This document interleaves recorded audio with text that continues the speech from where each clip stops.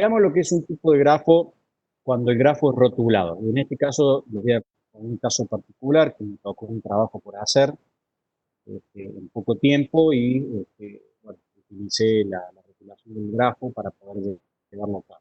Dice, un grafo rotulado donde vamos a tener que, y acá van a ver que se agrega algo más, que tenemos los nodos, tenemos los segmentos y tenemos Y.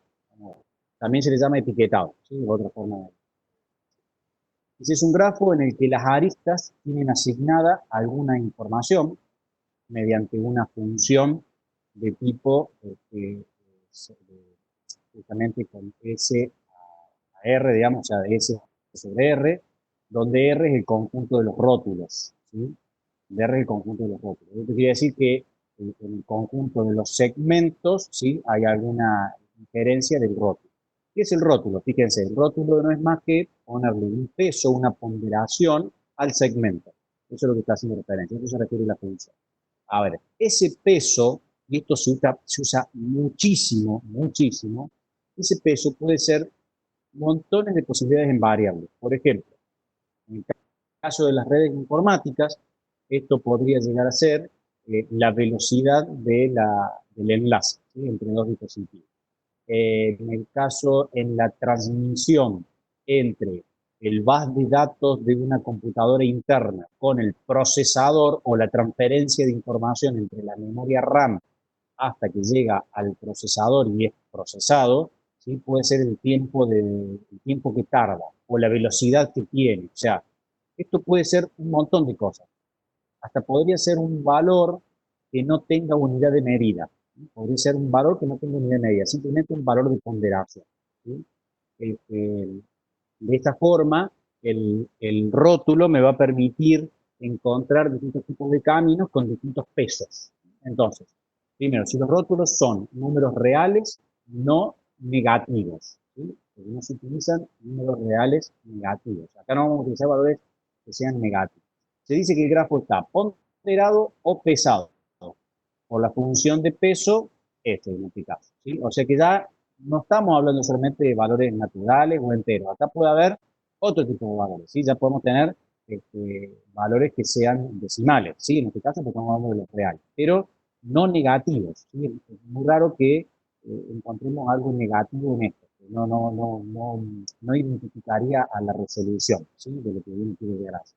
Por ejemplo, miren, en una red, la comunicación esta que existe entre estos tres valores, o si quieren, les vuelvo a mostrar el gráfico de la topología anterior. ¿Sí? En este caso, bueno, son routers, pero supongamos que yo ahí hubiese puesto switch, voy a poner otra ejemplo, voy a otra. ¿Sí? Esto lo voy a mostrar después, pero bueno, este es un simulador de redes, este es un desarrollo hecho por nosotros en el laboratorio y que lo utilizamos se lo creamos a los profes para dar clases de redes informáticas, simulamos redes en este caso, y acá tenemos distintos tipos de switch. ¿Sí? Bueno, por ejemplo, yo podría colocar, voy a hacer una gráfica como esta, donde coloco tres switches. ¿Sí? Esos tres switches los voy a interconectar. Eh, es cierto que en este caso, a ver si sale que coloque un segundo. Estamos justo en este es el beta, están viendo el beta que no lo ha visto nadie todavía. El último que hemos sacado, ese verde es un switch particular que permite ser un switch de tipo Binlames, soporta que se llama Binlames. Así, lo así y lo voy a conectar. Ah, eso lo quiero ver. Bueno, supongamos esa topología, ese dibujito que están viendo ahí, ¿sí? En ese dibujito yo tengo un circuito, tengo algo cerrado, ¿sí? Hay un camino cerrado acá, donde yo podría suponer, por ejemplo, que la máquina esta que acabo de colocar, ¿sí? Vamos a llamar a este tipo, le vamos a llamar SA, y vamos a poner una máquina más que se va a llamar, en este caso, esta, PCE, identificar dos máquinas PCE. Bueno, tenemos la PCA y tenemos la PCE. A esta PCA la vamos a conectar también al switch, dispositivo y lo mismo vamos a hacer esto acá, y a la PCB la vamos a conectar también a este. Bueno, ahí armé toda una topología, ¿no? Supongamos que A le quiere mandar un mensaje a B, ¿sí? Entonces, A cuando manda el mensaje, el paquetito va a hacer un recorrido donde va a venir por aquí, va a llegar acá o va a hacer este otro recorrido. Pero puede suceder lo siguiente. Puede suceder que en el medio del transcurso del camino, nuestro paquetito haga lo siguiente. Y ahora les muestro en un segundo con el lapicito. Haga lo siguiente. Que el mensajito que yo estoy mandando, ¿sí? Mensaje, ¿sí? Este mensajito hace este recorrido, viene así y llega al destino. Esa sería una opción, ¿sí? O sea, así llegaría. Perfecto. Eso bajo todas las buenas. Ahora vamos a suponer que se nos cae de alguna forma el siguiente enlace, se cae esto, justo cuando el paquetito estaba saliendo, a ver si me sale un poco mejor ahora, este paquetito cuando estaba saliendo. Entonces cuando llega se encuentra con esto, entonces por algún motivo el paquete vuelve, ¿sí? Pero quiere regresar hacia donde está, porque todavía no existe, como no se enteraron que se cayó aquí en la PC, y el paquete queda en esto, queda haciendo un rulo, ¿sí? Queda en un ciclo dando vueltas, dando vueltas. Esto para una red informática es gravísimo, ¿sí? Es un problema serio. Entonces, eh, para que no ocurran ese tipo de cosas, por ejemplo, el switch tiene un protocolo que se llama spanning tree. Utiliza un algoritmo donde utiliza los rótulos, arma un grafo, ¿sí? Y utiliza los rótulos donde él determina definir y dice, mira, todos van a poder enviar y recibir información, pero vamos a suponer, acá, este, o sea, el switch verde este, en ese puerto no va a poder enviar y recibir. Entonces, ¿qué es lo que hizo? Cortó el ciclo, no permite más el ciclo. Entonces, un paquete que quedara por ahí dando vuelta muerto, ¿sí? Cuando vuelva, se encuentra con esta cruz y no va a permitir que pase de vuelta. Por lo tanto, no va a ocurrir la posibilidad de que quede dando vuelta un paquete ahí perdido, ¿sí? Bueno, esto utiliza justamente un grafo, un algoritmo donde hace uso del grafo rotulado. El grafo rotulado, ¿qué es lo que está planteando en este caso? Veamos nuevamente lo que es la. Vamos a acá y vamos a ver.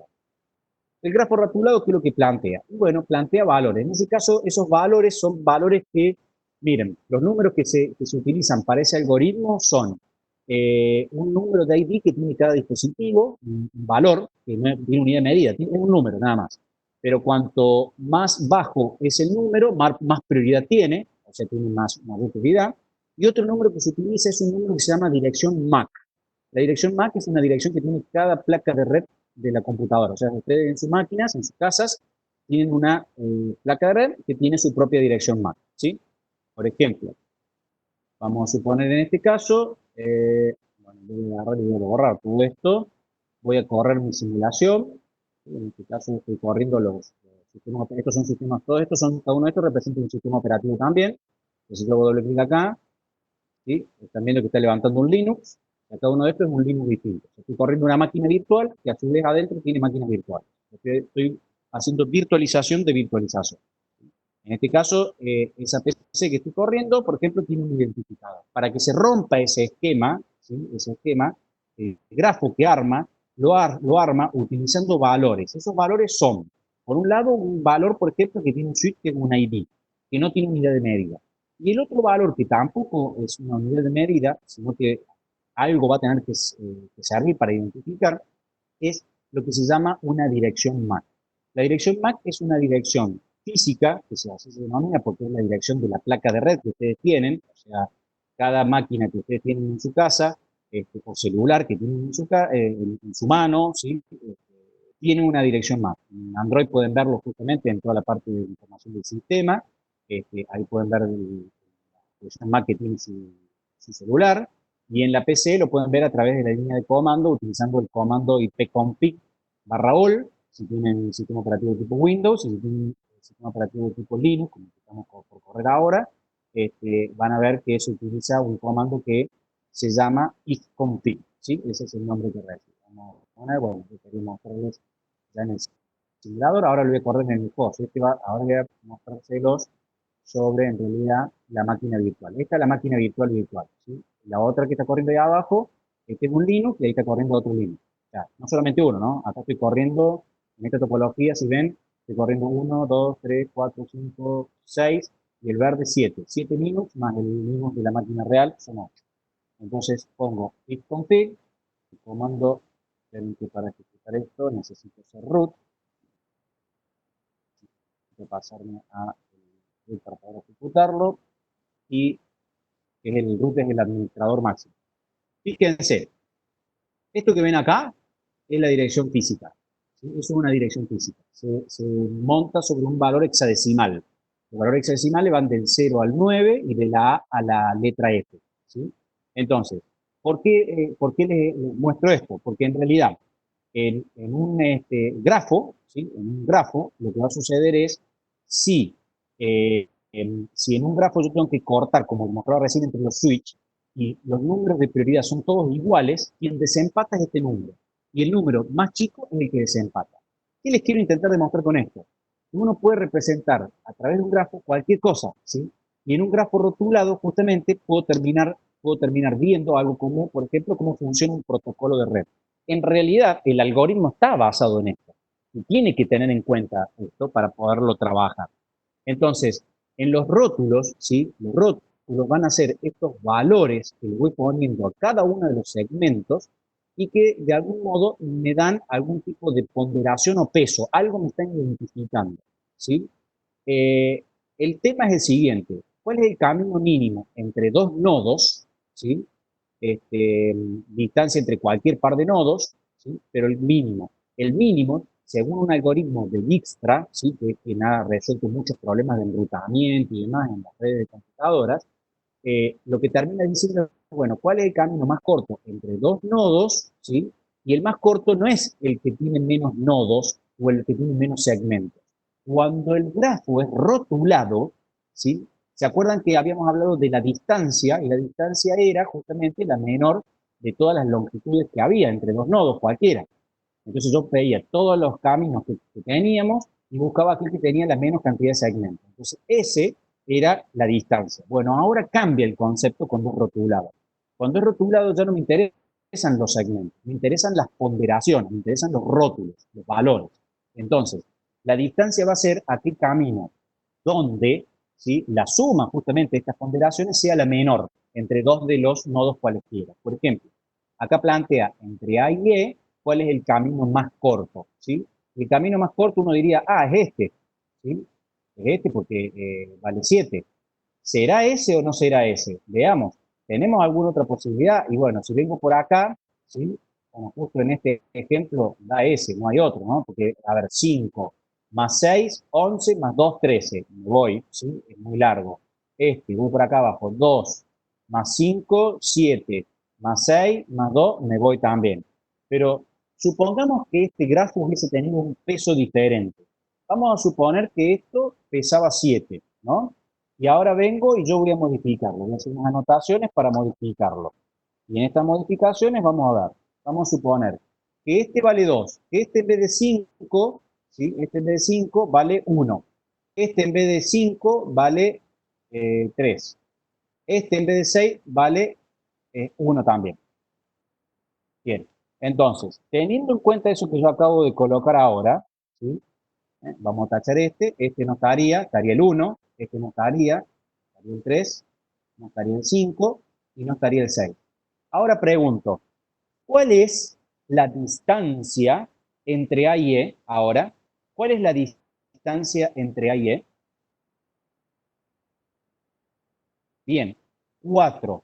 ¿Y cuál sería el camino que tengo que recorrer para que la distancia sea 4? A, C, D y E. Muy bien, perfecto, Santiago. Así es. Ahora fíjense, pero uno dice, pero ¿cómo? Si este es el camino más corto. Sí, es el camino más corto si esto no fuese rotulado. Pero si esto está rotulado, ahora el camino más corto es aquel que me determina las ponderaciones. Por ejemplo, yo podría decir que esto es un enlace que transmite, en vez de transmitir, vamos a suponerlo en valores que ustedes entiendan, archivos de 1 mega. ¿Sí? Bueno, esto permite transmitir de a 1 mega. Entonces yo tengo que transmitir 100 megas, ¿sí? Va a transmitir 1 mega, después va a transmitir otro mega, supongamos que por segundo, va a tardar 100 segundos en transmitir todo esto. Ahora, supongamos que este 1, este 1 y este 2 identifican lo siguiente. Esto permite transmitir, vamos a suponer, 50 megas, ¿sí? Y este también 50 megas. Y este que dice 2 permite transmitir 25 megas, ¿sí? Porque a medida que el número es más grande, es peor. Entonces, yo acá de los 100, en 2 segundos transmitía C los 100 megas. Después, en 2 segundos más, transmití los 100 a D. O sea, ya tardamos 2 segundos, 4 segundos en total hasta llegar a D. Y de D a E, como son el 2, dijimos que es 25 megas por segundo, entonces los 100 megas lo transmito en 4 más. O sea que tardé 8 segundos en hacer este recorrido. Y en este que dijimos que transmitíamos 1 mega por segundo, hubiese tardado 100 segundos. Entonces, la pregunta es, ¿cuál es el camino más corto? Y el camino en este caso más corto es el que mejor ponderación tiene, porque es más rápido, ¿sí? Es mucho más rápido este recorrido que este recorrido. En una ruta, esto podría ser un camino de tierra, destruido, donde tengo que ir a 10 kilómetros por hora. Pero a lo mejor la distancia, ¿sí? Uno podría decir, bueno, pero este es el camino más corto, sí. Pero si yo lo que estoy ponderando es el tiempo que yo voy a tardar acá es mayor. ¿Por qué? Porque la ruta está destruida y que tener que ir muy despacito. En cambio, por acá es más rápido. Un ejemplo de esto, ¿saben qué es? La circunvalación. Si yo tengo que ir por la parte céntrica hasta la facultad, ¿sí? Yo vivo en la parte norte de Córdoba, por ejemplo, más cerca del aeropuerto, y tengo que ir hacia la universidad, yo decido ir directamente por circunvalación. En los años que tengo dentro de esa universidad, como estudiante y como profesor, he podido determinar que los tiempos son mejores si lo hago siempre por circunvalación y la cantidad de kilómetros es la mitad. O sea, la mitad, los kilómetros que hago yendo por el centro es la mitad de lo que haría por circunvalación. O sea, por circunvalación hago el doble de, de kilómetros. Obviamente que eso incrementa los kilómetros de un vehículo, pero a nivel de combustible gasto lo mismo, porque yendo por el centro termino dándole tantas frenadas al auto y arrancadas que termino gastando la misma cantidad prácticamente de combustible. Y la otra ventaja, que fue por la que uno termina tomando esta decisión, porque uno probó un montón de otros caminos, es que en el camino entre A y E, por ejemplo, que el más corto sería justamente ir por el centro, en este caso como simplificación, normalmente te toca una manifestación en el medio. Entonces, cuando tenés una manifestación en el medio, tenés la problemática justamente de que se te acabó el tiempo, ¿sí? Entonces, se te cortó todo el tiempo que vos habías calculado.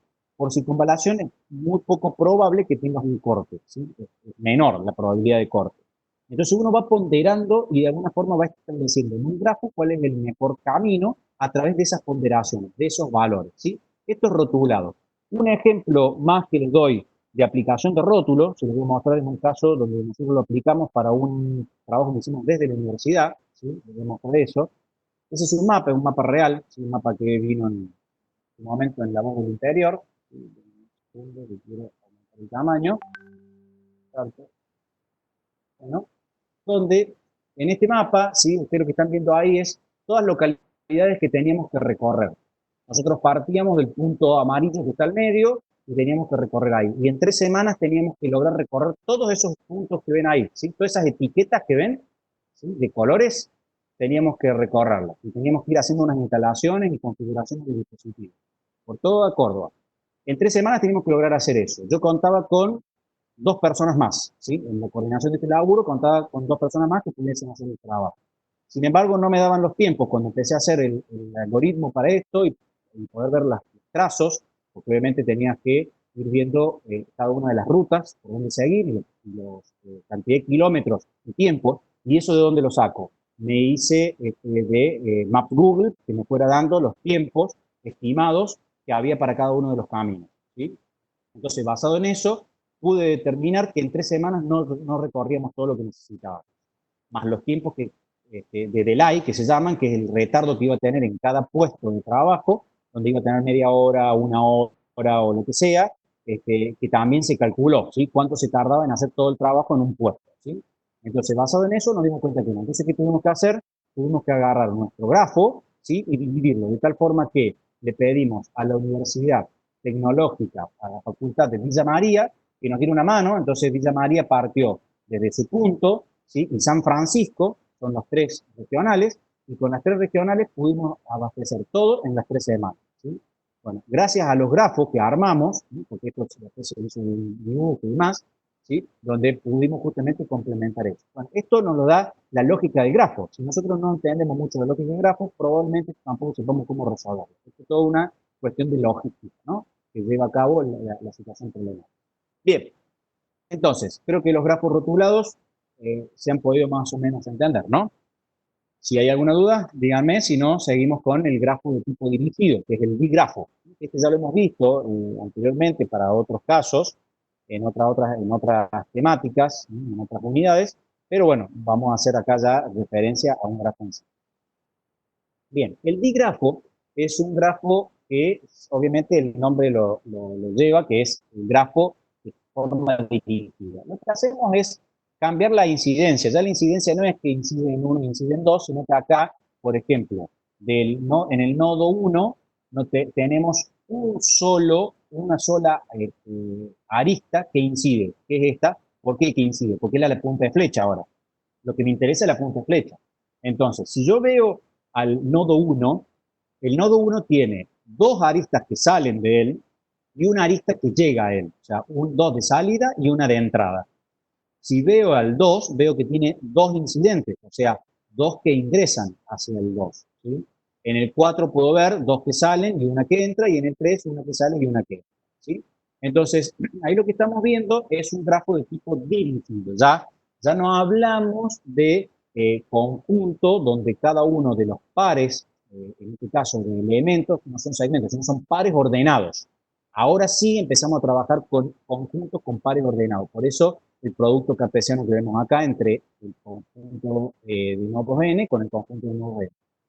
Entonces, A, ¿por qué va a estar determinado? Va a estar determinado por el conjunto de pares ordenados, ¿sí? Por el conjunto de pares ordenados que, que me identifican quién es el elemento de partida y el elemento de salida. O sea, el nodo de partida, en este caso el 1, y el nodo de llegada sería el nodo 2, ¿sí? De dónde hacia dónde va la información.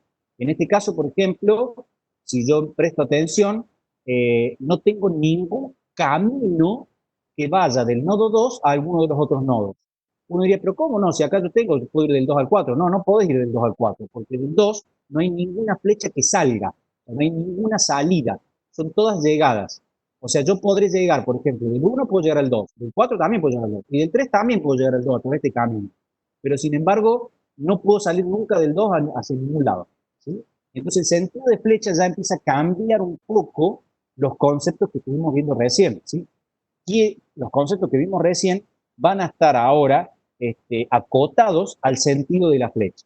Entonces, en un multigrafo en el cual las aristas tienen un sentido definido, esto es que el conjunto A está incluido justamente en forma amplia en el producto cartesiano de los n por n, o sea, del conjunto de nodos n por el conjunto de nodos n, resulta ser un conjunto de pares ordenados, o sea, una relación de tipo binaria, ¿sí? En n en este caso, ¿sí? Porque es de uno al otro.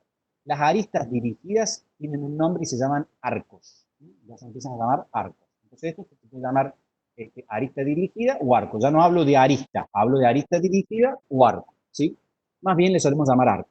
Al ser A una relación, el digrafo se puede representar por una matriz de incidencia. Podemos hacer una matriz donde pondríamos ceros o unos, que ya le hicimos anteriormente cuando vimos relaciones con la representación justamente de la relación de los conjuntos también. Si no hay aristas paralelas, la matriz será ceros o uno, ¿sí? Ceros o uno. En este caso no estamos viendo aristas paralelas. Si hay aristas paralelas, estos valores ya van a ir cambiando, van a ir variando. Si no, tendrá n que pertenece a los naturales. O sea, voy a poder tener justamente una cantidad, ¿sí? Mayor de aristas, o sea, o de incidencias que pertenezcan a un valor de los naturales. O sea, ese n va a ser un número de cantidad que no va a ser ni 0 y 1, sino que ya va a incrementarse. Siempre y cuando estemos hablando de un multigrafo, que estemos hablando de un grafo que tenga paralelas o que tenga lazos, ¿no? Y ahí va a cambiar un poco la historia. Entonces veamos acá qué es lo que podemos analizar en esto.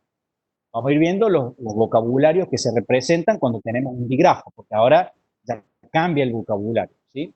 Los grafos dirigidos, ya vimos que son una de las formas de representar las relaciones, porque la vimos en la unidad 5, tienen términos propios. ¿Cuáles son? Los arcos, que dijimos que son esas flechas, que tienen un nodo de inicio y un nodo de finalización. ¿Por qué? Porque ahora lo representamos como un par ordenado. Nodo de salida y nodo de llegada. Un nodo B, por ejemplo, genérico, tiene un grado de salida y un grado de entrada. ¿Se acuerdan que antes lo que decíamos era, bueno, a ver, cuántos segmentos inciden en un nodo? Y decíamos, a ver, el grado de A, si yo lo veo a esto, ¿sí? Si yo veo esta gráfica y veo el grado de A, si tengo en cuenta las flechas negras, las rojas, todas, yo diría es 1, 2, 3, 4. O sea, estoy diciendo, bueno, tiene 4 incidencias. Bueno, ahora cambia, porque ahora ese grado se divide en dos, en los grados de salida y los grados de llegada, ¿sí? Entonces, por ejemplo, si les pregunto, a ver, ¿cuál será el grado de A? A ver, díganme, ¿cuál sería el grado de A?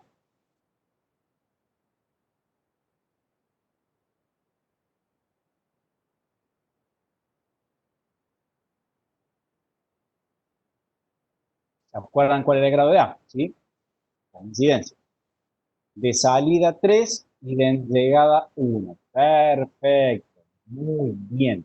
Tenemos 3 que salen, entonces diríamos, si se coloca de esta manera, GS de A, en vez de B se pone A, ¿sí? Muy bien, ahí Matías, en la forma que lo expresan, GS de A igual a, en este caso 3, porque estamos hablando S, la de salida, y GE, que es grado de entrada de A, es 1 solo. Entonces podríamos identificar por cada uno de ellos justamente la cantidad que salen y la cantidad que entran, ¿sí? Cantidad de arcos que salen y que llegan al nodo que estamos analizando. Se llama sumidero, ya vamos a ver el caso particular este de B, ¿sí? Que tiene por ejemplo un lazo, pero se llama, ahora vamos a ver el sumidero. Se llama sumidero a un nodo con, o sea, con grado de salida 0 y grado de entrada distinto de 0. Entonces, yo pregunto, en esa gráfica que están viendo ahí, ¿hay algún nodo que sea sumidero? Que el grado de salida sea 0 y el grado de entrada sea distinto de 0. Muy bien, perfecto, Santiago. D, correcto, D. En este caso D es ese caso, ¿sí? El D sería justamente un sumidero. Muy bien. Y ahora, no Mauricio. ¿Por qué F sería un sumidero? Lee lo que dice que es un sumidero. Un sumidero dice que el grado de salida es 0. Fíjate. Y en F, el grado de salida no es 0, es 2. Entonces no cumple con esta condición. ¿Estamos?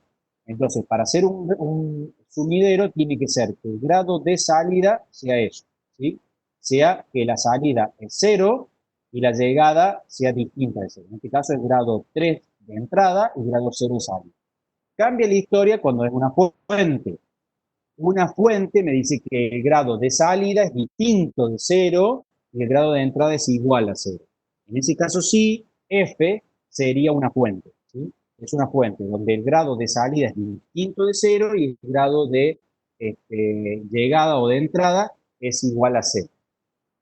Y un camino, un sendero, una trayectoria, un circuito y un ciclo dirigidos van a ser siempre y cuando puedan hacer continuidad siguiendo el sentido de la flecha.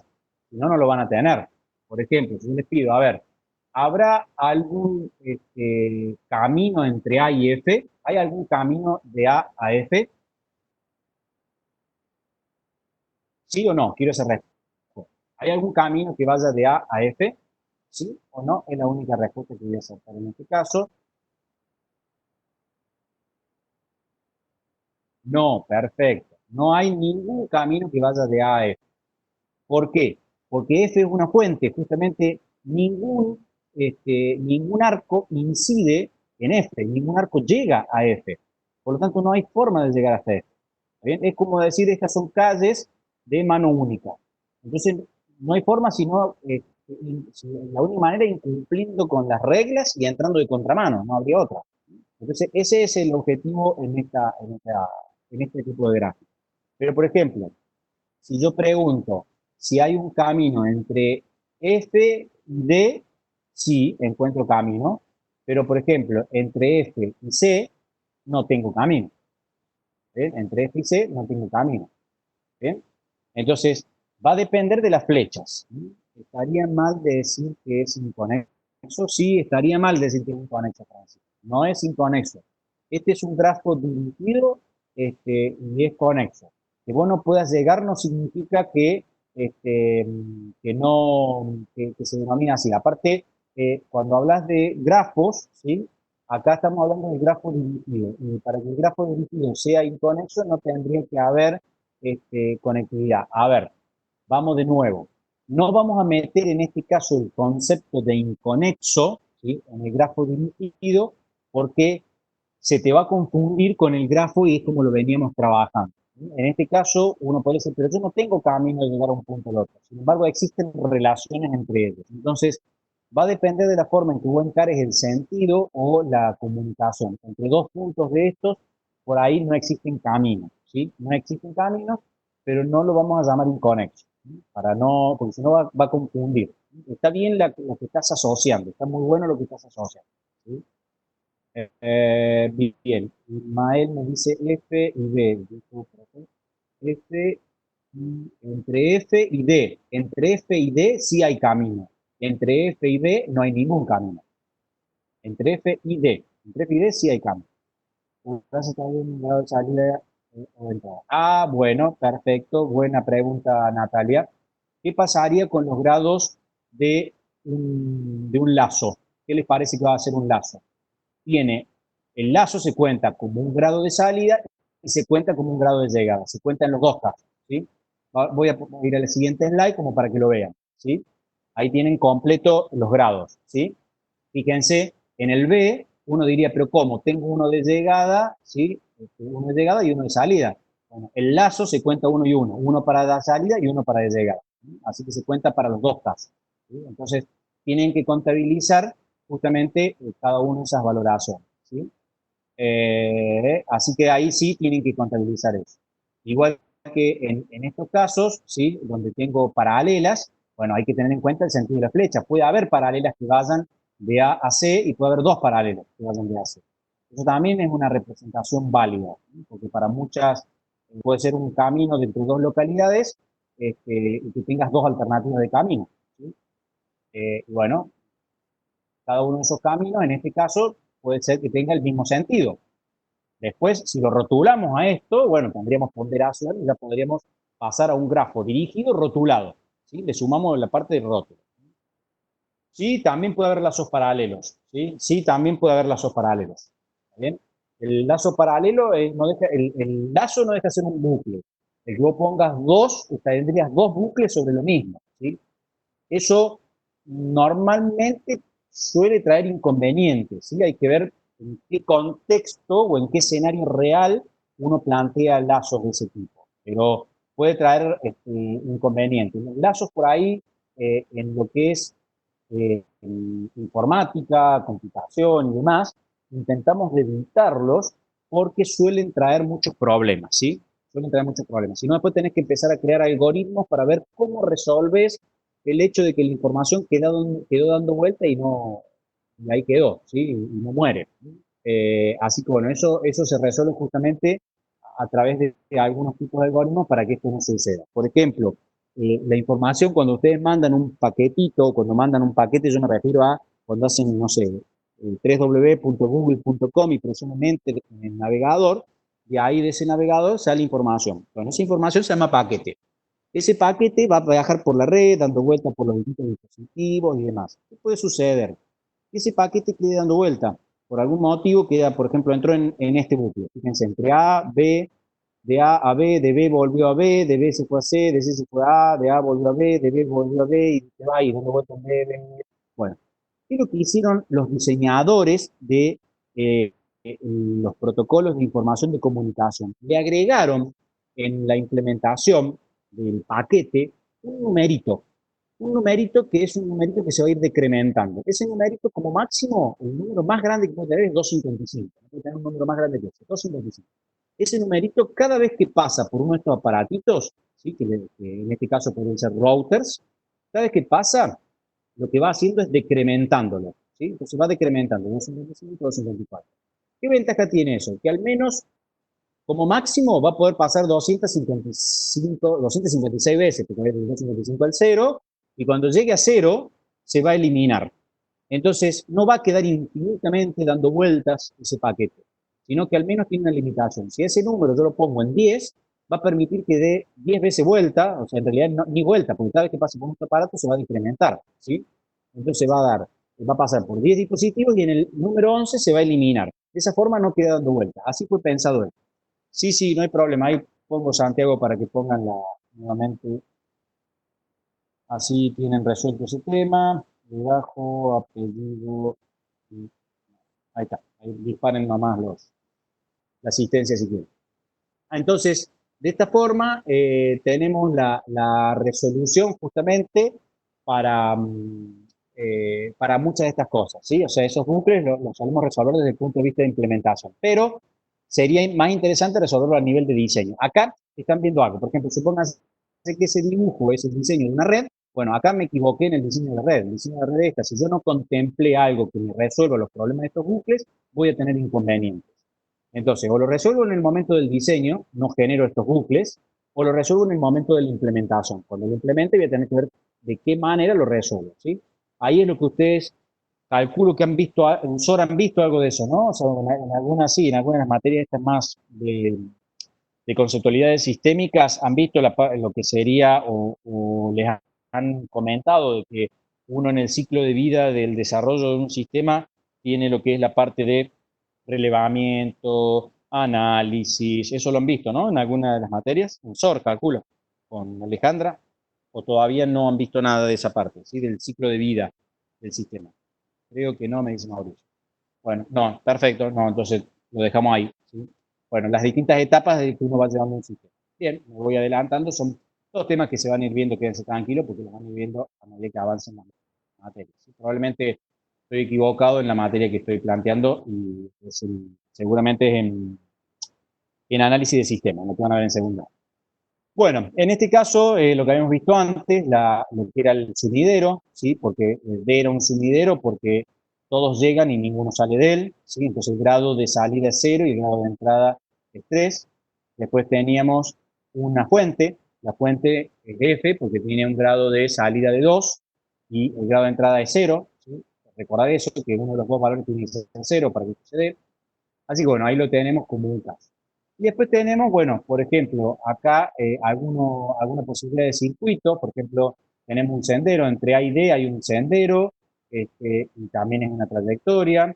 Después tenemos un circuito o ciclo, que por ejemplo es de A a B, de B a C y de C a D, ¿sí? Ahí tenemos un ciclo. Tenemos un lazo, ¿no? Esto lo llamamos lazo, no lo llamamos ciclo porque el ciclo tiene relación justamente con la cantidad de los tipos, si pasó por distintos nodos, si pasó por distintos tipos de segmentos y demás, pero son todos dirigidos. Lo importante es dirigido, es que uno tiene que seguir el sentido de la flecha, ¿sí? Si no, estaríamos yendo en contra de la corriente en ese caso en particular, ¿sí? Bueno, uno de los teoremas nos dice lo siguiente. En todo grafo dirigido, ¿sí? Normalmente a los grafos dirigidos le ponemos la letra D mayúscula, simplemente por representar dirigido, ¿sí? Y que tiene un conjunto de nodos n y un conjunto de arcos, en este caso los segmentos los llamamos arcos porque hablamos de dirigidos. La suma de los grados de salida de todos los nodos es igual a la suma de los grados de entrada de todos los nodos. O sea, que si yo vuelvo al gráfico anterior, me ubico acá, me paro en esta gráfica, ¿sí? Que calculo que están viendo, perdón, en esta gráfica. Si yo sumo los grados de entrada de todos los nodos y los grados de salida de todos los nodos, me tiene que dar el mismo valor. Es lógico, es binario y es lógico, esto va a dar, pero bueno, si sacamos el cálculo nos va a dar. Por ejemplo, veamos los grados de salida, ¿sí? Los grados de salidas, acá tengo en C, empiezo por C, vamos a ir en orden alfabético. A, grado de salida tengo 3, más 2 de B son 5, más 7 de C, más los 2 son 7, más 0, 7, más 2, 9, más 1, 10. O sea, 10 son los grados de salida que tengo según lo que estoy recorriendo. Ahora voy a ver los grados de entrada. Empiezo en A. 1, más 2, 3, más 2, 5, más 3, 8, más 0, 8, más 2, 10. O sea, me coincide la suma de los grados de salida con la suma de los grados de entrada. Eso es lo que nos está indicando el teorema que estamos planteando aquí, ¿sí? Esta igualdad. ¿Sí? La igualdad justamente de todos los grados de entrada con los grados de salida, o sea, los grados de salida y los grados de entrada tienen que dar equivalente, el mismo valor, ¿sí? Bueno, esto lo podemos hacer justamente haciendo la gráfica que hicimos recién y bueno, ahí está la demostración, ¿no? La hicimos hace unos segunditos como para que lo tengan en cuenta. Bien, entonces vamos a adentrarnos ahora a lo que son los árboles. Pero antes de entrarme a los árboles, yo les voy a mostrar, ¿sí? El ejemplo, ¿sí? Voy a insistir con ejemplos prácticos para que ustedes puedan llegar a comprenderlo. Vuelvo al simulador, en el simulador de redes, esto es un árbol. ¿Por qué ese es un árbol? Porque yo tengo una raíz, que en este caso es el switch ese verde que está en el medio, que está haciendo una interconexión, donde yo podría redibujar esto de forma que quede arriba de todo el switch y esto irlo poniendo un poquito más abajo, como niveles, ¿sí? Y yo podría ir diciendo que, bueno, que tengo distintos niveles de acuerdo a cómo lo voy a ubicar. Pero esto es un árbol. Este árbol, ¿qué es lo que rompe el árbol? ¿Cuál es la diferencia entre un árbol y un grafo? Que el grafo, ¿sí? Tiene la posibilidad normalmente de tener caminos cerrados. En el árbol no existe la posibilidad de un camino cerrado. No existe el camino cerrado. Nunca tengo la posibilidad que se conforme un circuito o un ciclo, ¿sí? No se pueden cerrar, ¿sí? Eso es lo que estamos hablando. En este caso es un árbol. ¿Podría dibujar esto? ¿Podría yo hacer que esto se convierta en un grafo y se rompa el árbol? Sí, si uno, por ejemplo, este switch con este switch, ya tendría un ciclo, ¿sí? Entonces ya ahí rompo con el esquema. Después les quería mostrar en la documentación de Microsoft, por ejemplo, vamos a ver de un segundo que está, ¿sí? Por ejemplo, ¿sí? Acá tomé así al azar, ¿no? Sobre Windows Server 2013, este es un sistema operativo de servidores, no es el que tiene usted tiene un Windows 10 en su máquina, o un Windows 7, un Windows 8.1, un Windows XP, no sé lo que tengan, pero son sistemas operativos para host, son sistemas operativos realmente para PC y demás. Entonces, ¿qué es lo que se hace? Para poder llevar a cabo los diferentes dibujitos que van a ser también parte de nodos que voy a tener en cuenta, ¿sí? ¿Ven? Microsoft le pone a cada nodito algo, por ejemplo, un contacto de una persona, de un usuario, una cuenta de usuario, un dispositivo, ¿sí? Un grupo de equipos, un clúster que se llama, bueno, el Active Directory, que en realidad es el que va a manejar todo, o el conjunto de equipos que va a manejar todo. Fíjense el concepto bosque, nosotros también vamos a tener el concepto bosque, ¿sí? El concepto de dominio, de alguna forma, representa a lo que es el árbol para nosotros, ¿sí? El árbol es un dominio, un bosque de un solo, este sería un árbol, ¿sí? Acá tengo este principal y esto cuelga, son dos objetos que cuelgan. Y fíjense cómo se va armando un árbol, ¿sí? Un árbol, acá tengo, este es el principal y acá tengo estos dos, y este otro depende del que está aquí arriba. Sin embargo, no dice nada, que pueda haber, sí, algún tipo de comunicación entre estos, pero no hay un control que conforme un circuito entre estos, ¿sí? Los controles, que son estas flechas que unen los triángulos, van armando un árbol, ¿sí? Entonces yo puedo tener un bosque tan complejo como quiera, ¿sí? Acá tengo, por ejemplo, este es un bosque que tiene dos árboles. Tengo un árbol acá y otro árbol acá, ¿sí? Donde en este caso representa la comunicación entre algunos dos objetos, ¿sí? Pero fíjense, esta comunicación son dos árboles dentro de un mismo bosque, ¿sí? Esto lo que me está diciendo de alguna manera es que quien administra esto, por ejemplo, podría ser alguien que administre este árbol y este otro árbol. Entonces yo tengo varios bosques, ¿sí? Donde puedo tener, bueno, uno centralizado y demás. Bueno, el concepto es lo mismo, ¿sí? El concepto es el mismo. Estamos hablando, o vamos a empezar a hablar de lo mismo. Esas representaciones, o esta representación que dice acá, es lo mismo que ese dibujo raro que se ve acá, ¿sí? Este árbol que se ve acá. ¿Cuál es el objetivo? Es que tiene que ser un grafo de tipo conexo y acíclico, ¿sí? un grafo de tipo conexo y acíclico. Acíclico significa que no tiene que tener ciclos. Entonces, al ser un árbol, un grafo que no tiene ciclos, un grafo que no tiene ciclos y que es conexo, necesariamente existirá un camino único entre cualquier par de nodos que nosotros elijamos de ese árbol, ¿sí? O sea, siempre va a existir un camino único. No importa qué nodo tome acá, ¿sí? No hablamos de ninguna raíz, nada, hablamos de cualquier nodo. Por ejemplo, entre 1 y 3 existe un único camino, 1, 4 y 3, no hay otro. Entre 2 y 6 existe un único camino, 2, 4, 5 y 6. O sea, la única manera de que existan más de un camino es que exista la posibilidad de que hayan ciclos. Cuando hay ciclos es cuando existe la posibilidad de tener más de un camino, ¿sí? Entonces, el árbol rompe los ciclos, ¿sí? Esa es la ventaja, ¿sí? Entonces, es un grafo de tipo acíclico. Por ejemplo, las búsquedas, cuando uno hace una búsqueda, a lo mejor han escuchado alguna vez, búsquedas heurísticas, ¿sí? Yo creo que en algoritmo ustedes no ven este tipo de búsquedas todavía, o sí, la verdad no recuerdo si lo están poniendo en la materia, pero hay algoritmos de búsqueda que se utilizan justamente en formato de árbol. Se agarra todo el sistema, el file system, el sistema de archivos de una computadora y se representa a cada carpeta como un nodo, ¿sí? Y bueno, ¿cómo lo armo como raíz? Y es muy sencillo, ¿sí? A ver, voy a buscarles una gráfica, ¿sí? Para que una gráfica, vamos a ver acá, en un segundo, vamos a poner un gráfico de directorio de Windows, ¿sí? Vamos a ver una, le voy a dar uno de Windows, como para que lo vean. Y uno podría plantear, por ejemplo, algo así, le voy a dar todo el conjunto de lo que me trajo, ¿sí? Google, y acá ven un árbol donde parto del disco, ¿sí? Claro, el tree en CMD, bueno, el tree justamente de árboles, el comando que tienen en la línea de comando, acá está lo que está diciendo vos, Luciano, ¿sí?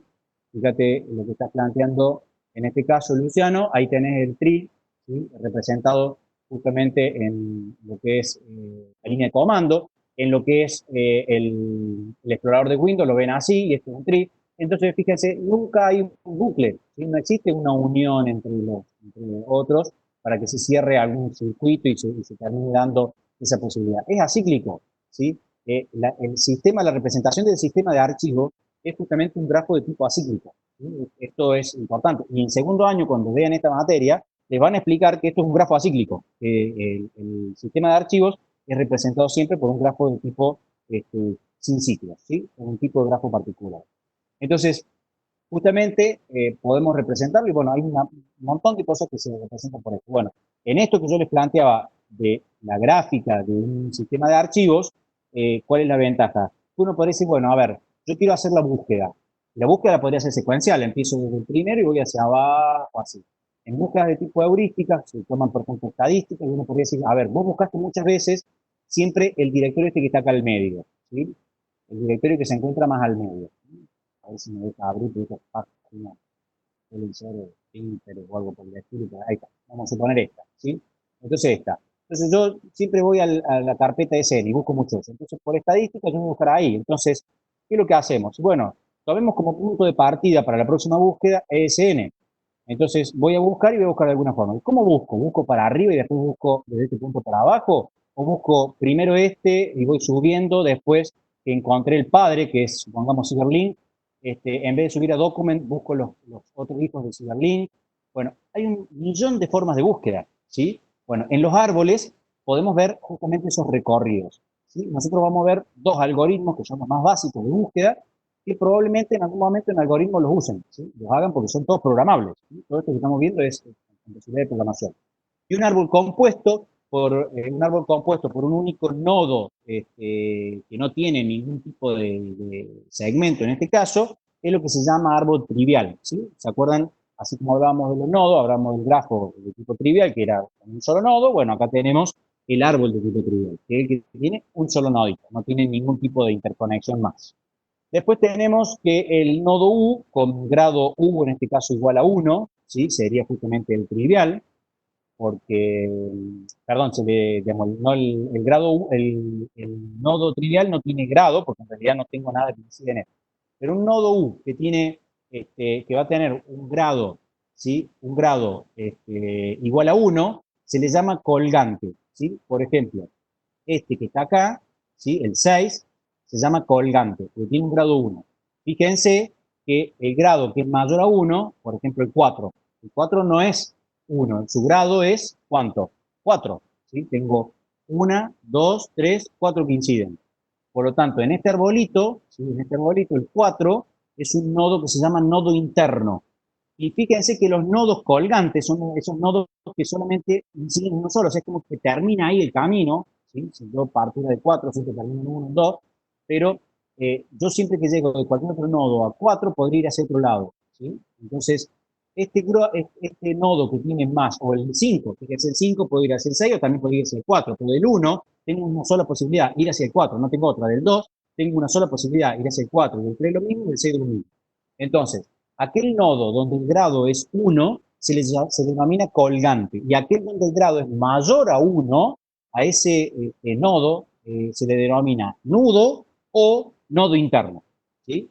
El 5, ¿cómo se llamaría? Interno, exacto, sí, así es, Ignacio. Se llamaría interno porque es un nodo que es mayor a 1, su grado es mayor a 1. Mientras sea mayor a 1, es interno, ¿sí? Es interno.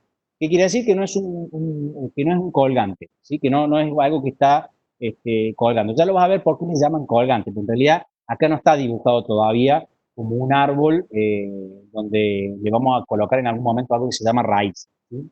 Pero por eso se le va a llamar después colgante, porque lo vamos a redibujar de tal manera que los nodos esos que están ahí en las puntas van a quedar para abajo, ¿sí? En la gráfica normalmente van para abajo. El grado se mide por la cantidad de aristas que inciden, ¿no? Sí, claro, claro. Es un grafo. Estamos hablando de grafo. No estamos hablando de grafo dirigido.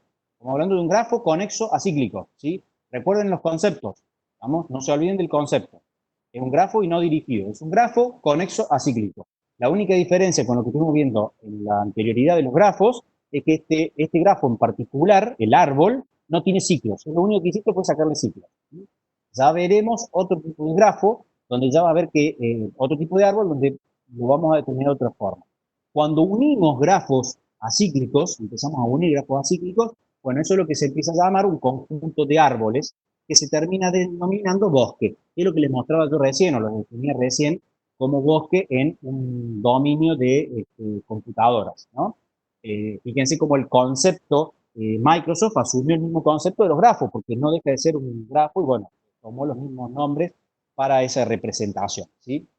Como grafo de tipo acíclico, ¿no? El árbol y el bosque. Bien, entonces, veamos algunos puntos. Por ejemplo, si yo tengo veamos ese teorema, dado un árbol A, vuelvo de nuevo, fíjense cómo intentamos de colocarle la letra mayúscula representando a qué tipo de grafo estamos usando. Si es un árbol una A, si es un directivo una D y demás, ¿sí?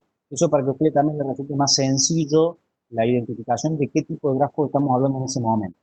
Entonces, existe un único camino entre cualquier par de nodos. Eso es lo que podemos ir dando como resultado de la conclusión de lo que hemos venido charlando hasta ahora, ¿sí?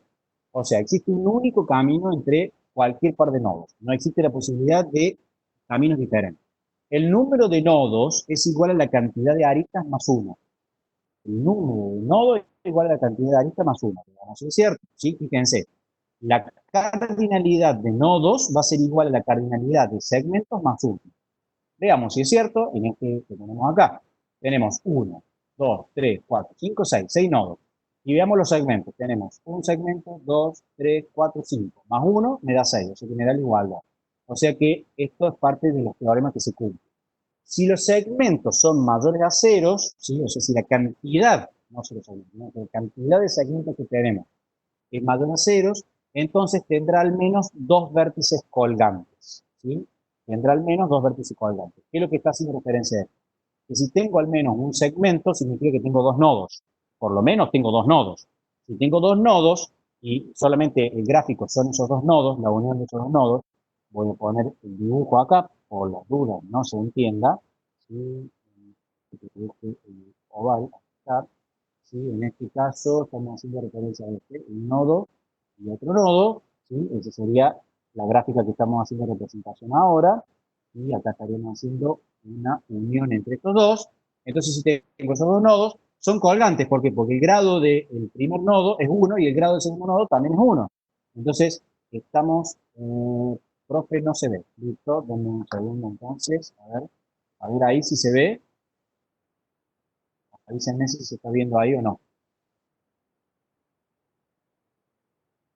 Espero que usted me confirme. ¿Se ve o no se ve?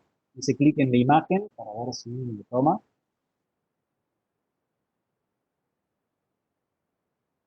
Digo algo ahorita, que estoy rayando. Bien, ahí sí se ve. Bueno, lo que hice fue, fíjense, bien, bueno, gracias por avisar, porque si no, seguía hablando yo. Estoy en el punto C. El punto C decía que si la cantidad de segmentos es mayor a cero, entonces tendrá al menos dos vértices colgantes. Y este es el ejemplo ese. Si al menos tengo un segmento, este es un segmento, ¿sí?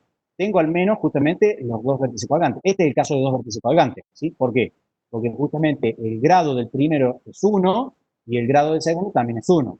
Entonces estamos hablando de un solo segmento que une a dos nodos. Entonces, este es el caso del punto C, ¿sí?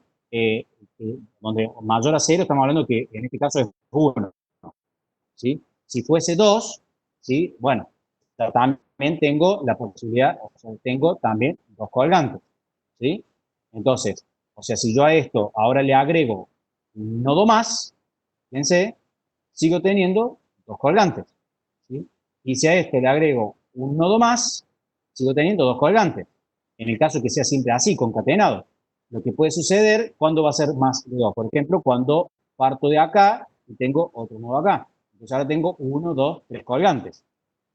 Entonces, lo que quiero que vean es que siempre que al menos exista un segmento, esto es lo que me está diciendo, por eso mayor a cero, siempre que exista al menos un segmento, van a existir al menos dos vértices colgantes. Eso es lo que me está refiriendo. No, el trivial no sería colgante, porque colgante siempre es, Ignacio, hay pregunta, ¿el trivial no sería colgante? No, porque no tiene segmento. Tiene que haber un segmento para que exista el concepto de colgante. El trivial es un nodo, nada más. Es eso, ¿sí? Se llama grafo trivial, nada más. Perdón, árbol trivial. ¿Sí? Y no tiene ningún segmento, por lo tanto no tiene colgante, porque no hay segmento. Tiene que haber segmento para que exista colgante, ¿sí? En el concepto. Bien, veamos el punto D. Calculo, sí, ya vamos a estar con este slide voy a estar cerrando porque no debo ver todo lo que me falta. Pero veamos justamente la cantidad de segmentos. Si la cantidad de segmentos, o sea, si la cardinalidad de los segmentos es mayor a cero, o sea, uno o más, estamos haciendo referencia, no hay igualdad ahí de cero, entonces vamos a plantear lo siguiente. Existe una trayectoria entre cualquier par de nodos, ¿sí? Si es mayor a cero, existe una trayectoria. Fíjense, me está diciendo sacando al árbol trivial, sacando el árbol, esta simbología de cantidad de segmentos mayor a cero, me está diciendo sacando al árbol trivial, ¿qué pasa? Cualquier otro tipo de árbol va a existir siempre una trayectoria entre cualquier par de nodos. Y sí, ¿por qué? Porque justamente no existe la posibilidad, de tomar caminos diferentes. Entonces, siempre hay trayectoria. A es conexo, pero si se quita una arista, ya no lo será.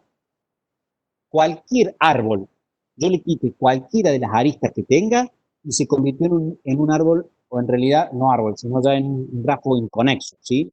Porque ya no se llama más árbol, ¿sí? O se convirtió en dos árboles si quieren, pero no están interconectados. ¿Sí? A no tiene ciclos, pero si se agrega una arista lo va a tener. ¿Qué es lo que me está planteando? Si yo no agrego ningún nodo al grafo, voy a volver al gráfico anterior, que pues, me parece que le va a ser un poco más claro en ese, ¿sí? Para que cierre este, que por ahí se puede entender. Si yo agrego una arista a este grafo, sin agregar nodos, ¿no? Una arista, se convierte en un grafo cíclico. Fíjense, si a este árbol le agrego, se me convierte en un ciclo. Cualquiera que yo agregue, se va a convertir en un ciclo. Si hay 1, 4 con 6, es un ciclo. Si 1, 1 con 2, es un ciclo. Si 1, 1 con 5, es un ciclo. O sea, cualquiera arista que yo agregue acá, se va a convertir en ciclo. ¿Sí? Eso es lo que plantea este concepto. ¿Sí? A no tiene ciclos, pero si agrego una arista, lo va a tener. ¿Sí? O sea, eso es lo que estamos planteando. El árbol A es un grafo plano. Quiere decir que siempre se va a poder dibujar de tal modo que no se corten las aristas. Lo podría haber dibujado sin querer cortándose, podría haber pasado, qué sé yo, al 6 acá y haber hecho una línea si cortara entre el 1 y el 4, ¿sí? Pero ¿qué pasa? Siempre va a ser grafo plano porque lo puedo justamente redibujar de tal forma que quede como un plano, ¿sí? Con la relación de que en un grafo plano, fíjense, cuando lo redibujo, voy a preguntar, si esto es un mapa, ¿cuántas regiones tengo? Esto es un mapa, a ver, ¿cuántas regiones tengo? ¿Cuántas regiones tiene ese mapa? Una, muy bien, tiene una sola región, ¿sí? Porque es todo lo que está por fuera, ¿sí? O sea, no está acotado, es la única región que es la no acotada. Solamente hay regiones cuando quedan entre los ciclos, ¿sí? Entre los ciclos, ahí en ese lugar del medio es cuando se generan justamente regiones nuevas, ¿sí? Entonces, un árbol siempre tiene una sola región, ¿sí? Eso no está acá, pero digamos, siempre les va a dar así. Un árbol tiene una sola región. Bien, y cada nodo o es colgante o es un punto de corte. ¿Bien? O es colgante o es un punto de corte. ¿Qué quiere decir con esto? Si yo saco, si yo saco un nodo interno, si yo saco un nodo interno, siempre los nodos internos van a terminar siendo puntos de corte. ¿Por qué? Porque si yo saco 5, rompí los caminos que había hacia 6. Ahora, si yo saco los nodos colgantes, 6, 1, 2, 3, ¿sí? El resto del grafo sigue funcionando, o sea, sigue funcionando en cuanto a caminos. Si yo saco a 1, ¿sí? Al nodo 1, entonces el resto de los caminos sigue estando. No es un punto de corte, sino lo que estoy haciendo es sacando un colgante que no lo convierte en un punto de corte. El resto que no es colgante van a ser nodos que van a trabajar como puntos colgantes. ¿Y quiénes son el resto? Y el resto son justamente los nodos que son internos, ¿sí? Los nodos que son internos, que son en este caso el 4 y el 5, ¿sí? Esos serían dos puntos de corte. Cualquiera de esos dos que se saque, recuerden que un punto de corte era lo siguiente: saco al nodo y saco todos los segmentos que inciden en ese nodo. En este caso, si saco 4, sale el segmento que va al 1, el que va al 2, el que va al 3, el que va al 5. Y me quedaría solamente el segmento que va del 6 al 5. Los nodos quedan, lo que saco son segmentos. Y si saco el 5, se me va el segmento que va hacia el 6, hacia el 4 y hacia el 6. De esa forma queda el ramillete este acá arriba y me quedaría el 5 aislado y el 6 aislado. Perdón, el 6 aislado, porque estaría sacando el 5. Yo estoy sacando el 5. Me quedaría el ramillete ese y el 6 aislado. Por lo tanto, se me convirtió en un grafo inconexo, ¿sí? Y por eso el 5 pasa a ser un punto de corte también. O sea, ambos, el 4 y el 5 son puntos de corte, ¿sí? Ambos son puntos de corte. Bien. Bueno, antes de entrar en los árboles maximales y minimales, porque ya para esto sí requiere un poquito más de tiempo y de atención, preguntas, dudas, consultas, a ver cómo estamos hasta lo que llegamos a ver hoy, ¿sí? No nos queda mucho más, justamente esa parte, prefiero dejarla porque se nos va a ir largo la parte de maximal y lo que parta el recorrido, que es algo que me lleva tiempo por ahí. Bueno, quedo acá abierto por algunas consultas o preguntas que tengan, si quieren pueden ir escribiendo, si no, quedan liberados, que tengan una linda semana y bueno, nos estaríamos viendo el martes que viene. Sí, y Matías, con esto estamos culminando lo que es contenido teórico, después vamos a continuar, digamos, con lo que la cátedra nos está definiendo, que bueno, se están definiendo algunas cosas que tienen que ver con algunos puntuales o dudas y demás, ¿sí? El punto de corte, profe, a ver, Ignacio me está preguntando, el punto de corte, se esperaba el nodo con sus aristas. Separaba el nodo con sus aristas. Ignacio, mira, si vos, el punto de corte te dice lo siguiente, lo voy a graficar. Y me decís si se ve porque cuando uso la herramienta de graficación, por lo visto se le corta, ¿sí? Si se ve ahí. Eh, Suponete que vos decís, bueno, a ver, quiero ver si el 5 es un punto de corte. Entonces, para que sea un punto de corte, lo que vos estás haciendo es extrayendo, o sea, estás sacando del grafo al nodo, o sea, lo vas a eliminar al nodo, y vas a eliminar todas las aristas, ¿sí? Todas las aristas que inciden en ese nodo, que son esta arista y esta arista. Por lo tanto, fíjate, tu grafo, cómo te quedaría como nuevo. Al haber sacado el 5 y las aristas que incidían en el 5, te quedó 1, 4, 2, 3 y las aristas que unen del 1 al 4, del 2 al 4, del 3 al 4, y te quedaría el nodo 6. Entonces 5 es un punto de corte. ¿Por qué? Porque al haber sacado vos a 5, lo que te sucedió fue que se te dividió y te quedó un nodo inconexo con respecto al resto. O sea, no quedó una conexión con respecto al resto. ¿Sí? Entonces, ese nodo, como el 5, es un punto de corte. No así los otros. Por ejemplo, si hubiese sacado el 6, no hubiese sido un punto de corte. ¿Sí? Bien, perfecto. Bueno, me alegro que se haya quedado. Bueno, si no hay más dudas, muchas gracias. Quedo acá por cualquier cosita, un minuto más. Si ustedes consideran que hay alguna duda más, la escriben y la desarrollan.